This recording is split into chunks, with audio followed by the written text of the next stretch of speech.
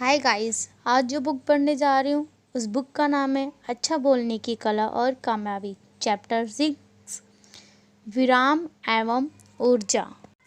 भाषण के दौरान विराम का उपयोग वाक्यटुता के लिए किया जाता है। जब कोई व्यक्ति कहे, यह मेरे लिए अथाह सम्मान की बात है कि मुझे आप लोगों के सामने कुछ कहने का मौका मिला, मैं विश्वास के साथ कह सकता हूँ, दरअसल यह विराम नहीं है, ये हकलाना है। हालांकि एक वक्ता हकलाने के बावजूद प्रभावी वक्ता को हो सकता है, लेकिन बार बार अटकने से प्रभाव नहीं जमाया जा सकता। इसके अलावा एक प्रभावशाली वक्ता के लिए महत्वपूर्ण वाक्य या मुहावरे के शुरुआत या अंत में विराम लेना आवश्यक होता है। कोई वक्ता इस सिद्धांत को नज़रअंदाज करने की भूल नहीं करता। यह वह महत्वपूर्ण सिद्धांत है जिसका इस्तेमाल लगभग सभी महान वक्ता करते हैं।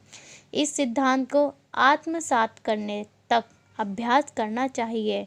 वाक्यटुता के इस सिद्धांत को सरलता से समझा जा सकता है, लेकिन प्रशिक्षण की लंबी अवधि के पश्चात ये खुलासा हुआ है कि इस सिद्धांत को हिंदी भाषा में समझाया जाए तो एक सामान्य व्यक्ति लंबा समय लगा देता है। अर्थात इस अनुभव को हम ज़्यादा उत्सुकता के साथ प्रस्तुत नहीं करना चाहते। हम अपने लिए पेड़ से फल तोड़ने की इच्छा रखते हैं। यदि फल कड़वा निकलता है तो हम उस पेड़ को कभी नहीं भूलते। एक व्यक्ति दूसरे व्यक्ति की वकालत करता है। मेरे दोस्तों, इस व्यक्ति ने आपके और मेरे लिए अनोखा बलिदान दिया है। आपको नहीं लगता कि विराम की वजह से इस कथन में आश्चर्यजनक शक्ति उत्पन्न होती है? गौर करने योग्य बात है कि वक्ता ने अपने संयोजित शक्ति को प्रयोग में लाते हुए कैसे बड़े प्रभावशाली ढंग से आपके और मेरे लिए एक भाव व्यक्त किया है। इस पंक्ति को अब बिना विराम दिए बोलें। क्या बिना विराम के इसका प्रभाव नष्ट होता प्रतीत हो रहा है? स्वाभाविक है कि पहले से सोचे गए इस विचार के साथ वक्ता ने पूरे ध्यान से विराम का सटीक जगह पर प्रयोग किया है।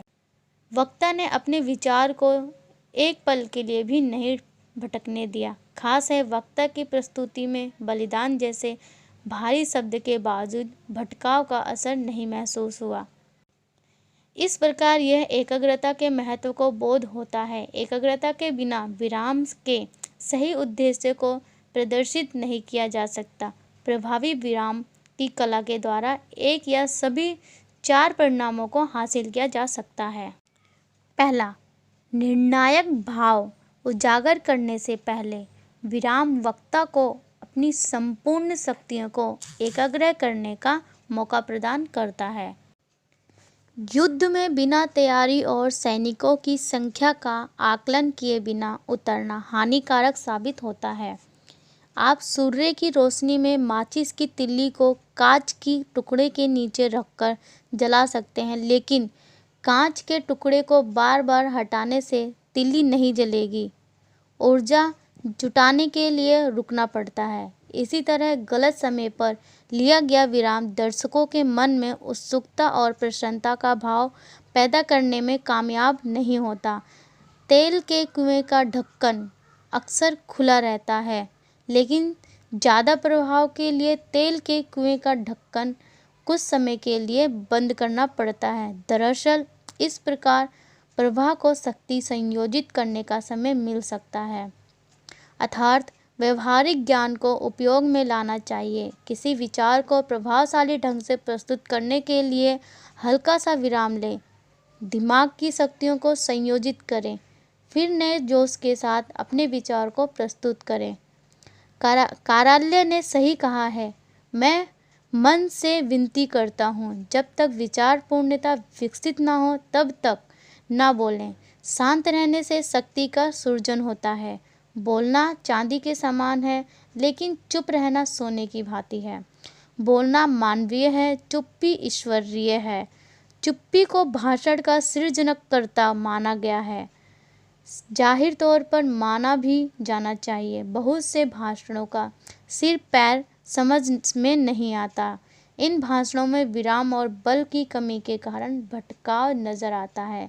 लिहाजा बच्चों की बातों पर ध्यान दीजिए। पुलिस अधिकारियों की बात सुनिए। खाने के समय पारिवारिक बातचीत को गौर से सुनिए। आपको एहसास होगा कि स्वाभाविक रूप से विराम का उपयोग बातचीत को प्रभावित बनाता है। दर्शकों के समक्ष पहुंचने पर एक अस्वाभाविक दबाव हावी हो जाता है। नतीजन वक्ता इस प्राकृतिक सिद्धांत को भूल जाता है। वक्ता को इस दबाव से उबरकर वास्तविक प्रतिभा को प्रस्तुत करना चाहिए। दूसरा, विराम का अंतराल संदेश का महत्व स्पष्ट करने में सहायता करता है। हर्बर्ट स्पेंसर ने कहा है कि पूरा ब्रह्मांड गतिशील है। इस प्रकार गति का सबसे निपुण उदाहरण लय है। ठहराव भी लय है का अहम हिस्सा है। सटीक ठहराव के लिए प्रकृति के नियमों का अनुकरण करना चाहिए। उदाहरण दिन रात, बसंत, ग्रीष्म, पतझड़ और शीत ऋतु, इन सभी मौसमों के बीच में एक ठहराव होता है। इसके अलावा दिल की धड़कनों के बीच भी ठहराव की भूमिका अहम होती है। विराम का उपयोग कीजिए और दर्शकों को गंभीरता से विचार की महत्व को समझने का मौका दीजिए। दर्शक चुप्पी के बाद कही गई बात बेहद गंभीरता से समझने की कोशिश करते हैं।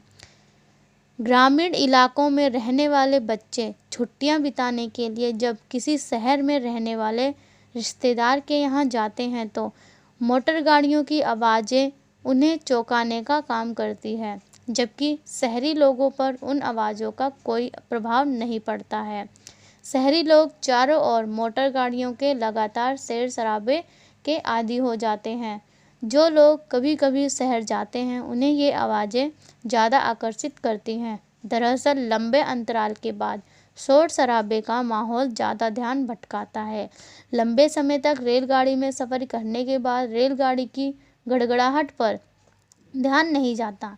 यदि आप दूर टंगी दीवार घड़ी की टिक टिक ध्यान से सुनने की कोशिश करते तो थोड़ी देर में आवाज़ साफ सुनाई देने लगेगी। दरअसल ऐसा करते वक्त आप वातावरण में मौजूद बाकी आवाज़ों से अपना ध्यान हटाने की कोशिश करते हैं और टिक टिक पर ध्यान केंद्रित करते हैं। दर्शकों को ध्यान का सिद्धांत भी इसी नियम के आधार पर काम करता है। इस नियम को समझिए और इसके लिए खुद को तैयार कीजिए। इस नियम को बार बार दोहराइए। एक ठहराव के बाद सोचा गया विचार ज़्यादा प्रभावशाली होता है। रात के मुकाबले सुबह कही गई बात ज़्यादा प्रभावशाली होती है, क्योंकि रात में नींद के द्वारा मिले विराम की वजह से सुबह एकाग्रता ज़्यादा होती है। बाइबल के पहले पृष्ठ पर साफ तौर से उल्लेखित है कि ईश्वर की सृजन शक्ति को एक ठहराव के बाद 7वें दिन बल मिलता था। आप अवश्यवस्त हो गए होंगे कि दर्शकों का दुर्बल एवं अंतक दिमाग भी इसी तरह ठहराव की अपेक्षा रखता है। प्रकृति का अनुसरण करें, इसके नियमों पर ध्यान दें और भाषण के दौरान इन नियमों का पालन करें। तीसरा, ठहराव से असमंजस की प्रभावशाली स्थिति पैदा होती है। जीवन में संदेह से एक विशेष प्रकार की रुचि पैदा होती है। ये रुचि भाषा शैली से भी जन्म ले सकती है। नाटक या उपन्यास में कथा वस्तु का उल्लेख शुरू में ही कर दिया जाए तो पाठक की रुचि खत्म हो जाती है। स्त्रियों की प्रवृत्ति में संदेह पुरुषों में जिज्ञासा पैदा करता है। सर्कस में कालाबाजी करने वाला कलाकार कालाबाजी करने से पहले कई बार नाकाम कोशिश करता है ताकि दर्शकों में जिज्ञासा पैदा हो सके। इस जिज्ञासा को भांपने के बाद भी कलाकार कामयाब कालाबाजी का प्रदर्शन करता है। करतब दिखाने से पहले की जाने वाली तैयारी के द्वारा कलाकार दर्शकों की उम्मीद को बढ़ावा देता है और इस दौरान दर्शक पेश किए जाने वाले अद्भुत करतब का इंतजार करते हैं। हम केवल इंतजार नहीं करते बल्कि इस इंतजार की सराहना भी करते हैं। यदि किसी कसरत में मछली झट से छलांग लगाकर किसी चीज को पकड़ ले तो थोड़ी देर में ऐसा खेल नीरस महसूस होने लगता है। शर्लॉक होम्स की कहानियों में मौजूद असमंजस ही पाठक को बांधकर रखता है। पाठक रहस्य खोलने तक बेहद रुचि के साथ इंतजार करता है। रहस्य का खुलासा यदि कहानी के बीच में कर दिया जाए तो यकीनन काफ़ी हिस्से के लिए पाठक की रुचि खत्म हो जाएगी। विकी कॉलिंस का काल्पनिक कहानी लिखने का नुस्खा भाषण की कला पर भी बराबर लागू होता है। पाठकों के हंसाए, रुलाए और इंतजार करने के लिए विवश करें। सबसे महत्वपूर्ण है कि इंतजार कराएं। दर्शकों को इंतजार के लिए प्रेरित न करने वाला कलाकार हंसाने या रुलाने का काम नहीं कर सकता। प्रशिक्षित लेखक असमंजस बनाए रखने के लिए ठहराव के सिद्धांत का बखूबी इस्तेमाल करता है। एक भाषण में विलियम प्रियान ने कहा, उन्हें सुनना मेरे लिए सम्मान की बात है, और फिर वह कुछ क्षण के लिए चुप हो गए। इस अंतराल में दर्शकों के बीच जिज्ञासा पैदा हुई कि किसे सुनकर विलियम को सम्मानित महसूस हुआ। ईसाई धर्म के महान प्रचारक, और वे फिर रुक गए। जिस व्यक्ति की वह चर्चा कर रहे थे, दर्शकों को उनके बारे में बेहद कम जानकारी थी, लेकिन दर्शकों ने इसके बावजूद उस व्यक्ति को पहचानने की कोशिश जारी रखी। चुप्पी तोड़ते हुए उन्होंने कहा, ड्यूट एल मूडी। ब्रायन फिर थोड़ी देर तक चुप रहने के बाद बोले, मैं उनका सम्मान करने लगा। इसके बाद वे फिर चुप हो गए और एक बार फिर दर्शकों के बीच असमंजस की स्थिति पैदा हो गई। दर्शकों सोचने लगे कि मूडी का किस प्रकार सम्मान करने लगे। तब उन्होंने कहा, एक महान उपदेशक के तौर पर यदि भाषण के इस हिस्से पर ठहराव को हटा दिया जाए तो परिणाम कुछ इस तरह होगा। उन्हें सुनना मेरे लिए सम्मान की बात थी। ईसाई धर्म के महान प्रचारक ड्यूट एल मूडी में उनका सम्मान करने लगा।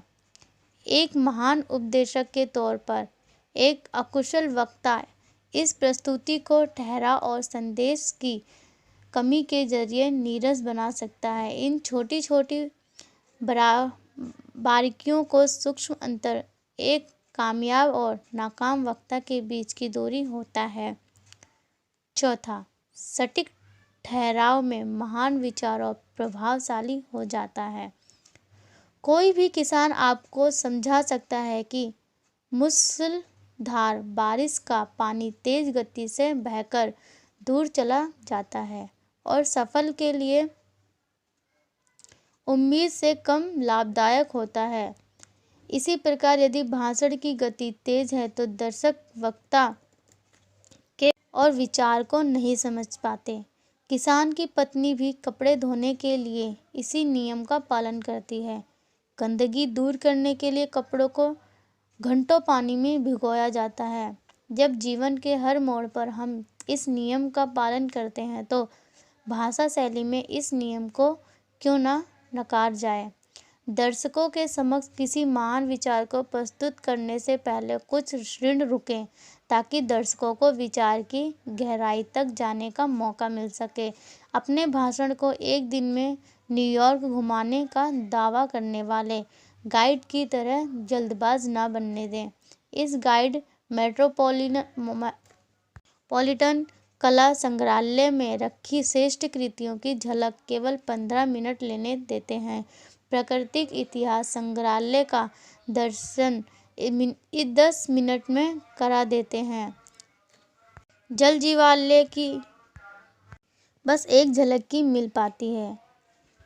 ब्रुकलिन ब्रिज को अफसरा तफरी में पार करवाते हैं। चिड़ियाघर में भी जल्दबाजी हावी होती है। इसके बाद ग्रांड टॉप पर वापस ले जाते हैं और इसी अफसरा तफरी को न्यूयॉर्क दर्शन का नाम दे दिया जाता है। यदि आप भाषण के महत्वपूर्ण बिंदु पर सही ठहराव का प्रयोग नहीं करेंगे तो निसंदेह दर्शक आपके विचार को नहीं समझ सकेंगे।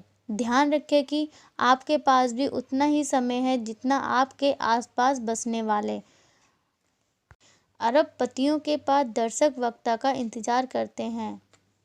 कैलिफोर्निया के मशहूर लाल सागौन पेड़ सुकरात की मृत्यु से 500 साल पहले उपजने के बावजूद आज भी युवा अवस्था में है। प्रकृति के धैर्य को देखकर स्वयं के उतावलेपन पर शर्मिंदगी महसूस करनी चाहिए। चुप्पी दुनिया के सभी भावों के मुकाबले ज़्यादा मनहरण होती है। इस कला पर दक्षता हासिल कीजिए और ठहराव के जरिए इसका उपयोग कीजिए। विराम और ठहराव के सटीक प्रशिक्षण के लिए निम्नलिखित संकलन में अल्प विराम के संकेतों का इस्तेमाल किया गया है।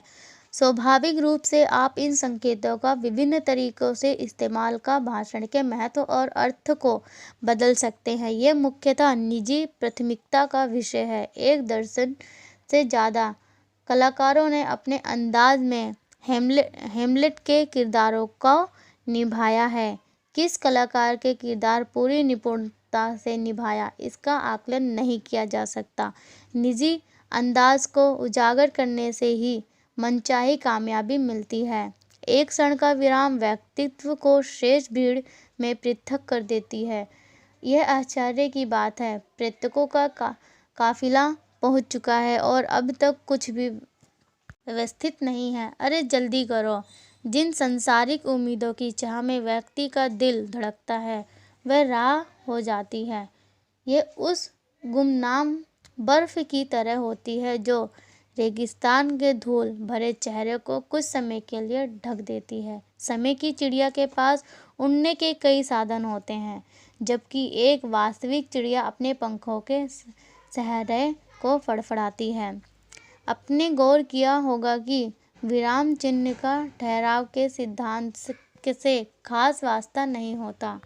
आप भाषण के किसी भी हिस्से को तेजी से पढ़ सकते हैं और कहीं भी विराम ले सकते हैं, अर्थात विचार का महत्व विराम चिन्ह से ज़्यादा होता है। एक कविता में पुस्तक, मदिरा का प्याला, पाव रोटी का बड़ा सा टुकड़ा और बीहड़ के गीत गाते हजारों कंठ। ओह, बीहड़ का सौंदर्य स्वर्ग समान होता है। बायरन द्वारा लिखित संकलन में विराम संकेतों पर ध्यान दीजिए। लेकिन स चुप करने का संकेत, र ध्यान से सुनने का संकेत। वे गहरी आवाज़ों का एक बार फिर सुनाई दे रही है, फसले से ज़्यादा निकट, साफ और घातक। धड़ाम धड़ाम तोप के गरजने की आवाज़। इन स्वाभाविक विभिन्नताओं के महत्व पर लंबे विचार विमर्श की आवश्यकता नहीं है। आप महसूस कर सकते हैं कि आम बातचीत करते वक्त जेहन में शब्दों और मुहावरों का ताना बाना बनने लगता है और हम सही शब्द या मुहावरा चुनने के लिए हल्का सा रुक जाते हैं। इसी प्रकार भाषण के दौरान सांस लेने के लिए रुके और पूरी सांस भरने के बाद ही दोबारा बोलना शुरू करें। जल्दबाजी से भाषण का सौंदर्य कम हो जाता है। सावधानी के तौर पर एक हिदायत बेहद ज़रूरी है। विराम और ठहराव के सिद्धांतों का बहुत ज़्यादा अभ्यास न करें। विराम के ज़्यादा अभ्यास से भाषा शैली बोझिल हो और वास्तविक हो जाती है। इस बात का भी खास ख्याल रखना ज़रूरी है कि विराम किसी आम विचार को महत्वपूर्ण साबित करने का काम नहीं कर सकता। आपको प्राचीन हास्यपद रचना मिडनाइट मर्डर का व्याख्यान याद है, जिसकी शुरुआत बहुत अंडरपूर्ण तरीके से हुई और अंत बेहद रोमांचकारी रहा। अंत कुछ इस प्रकार था और उसने निष्ठुर ढंग से मच्छर की हत्या कर दी। अंतिम पंक्ति में विराम को कुछ इस नाटकीय ढंग से पेश किया गया कि दर्शक हंसी पर काबू नहीं रख सके।